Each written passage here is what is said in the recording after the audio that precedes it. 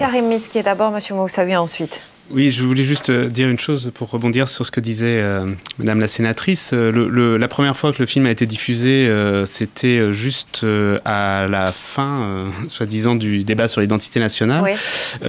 Au mois de février. Et j'ai eu énormément de réactions de spectateurs qui étaient eux-mêmes héritiers de cette histoire oui. qu'on racontait dans le film. Et ça... D'un côté, c'était positif, c'est-à-dire que le film leur faisait du bien, ça venait réparer, disons, une identité blessée, oui. Mais de l'autre côté, ça m'a vraiment fait prendre conscience d'une très très grande souffrance. Et ça, c'est une chose qu'on a assez peu dit, on l'a dit un peu, mais assez peu pendant ce débat, ensuite avec aujourd'hui ces histoires autour de la burqa ou du niqab, comme on voudra.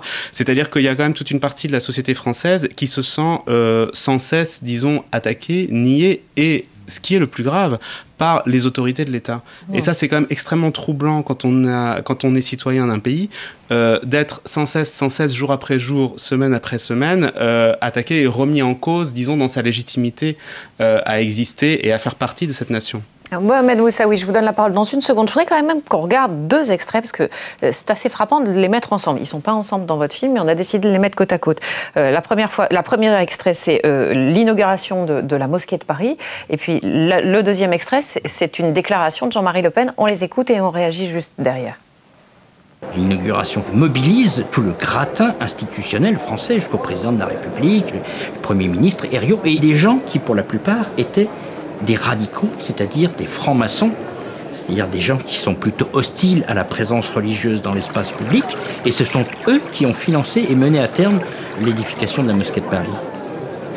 Il y a une islamophilie française qui dépasse, je crois, le simple intérêt diplomatique ou politique.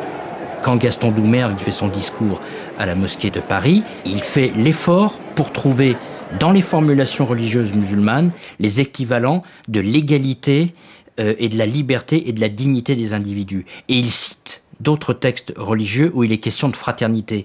Et donc, on a là la tentative de trouver un terrain de valeurs communes entre la philosophie, la civilisation occidentale et la civilisation de l'islam. Si vous prétendez vivre dans vos lois, avec vos mœurs à vous, avec votre culture, alors il vaut mieux que vous rentriez chez vous. Sans cela, tout cela se terminera très mal.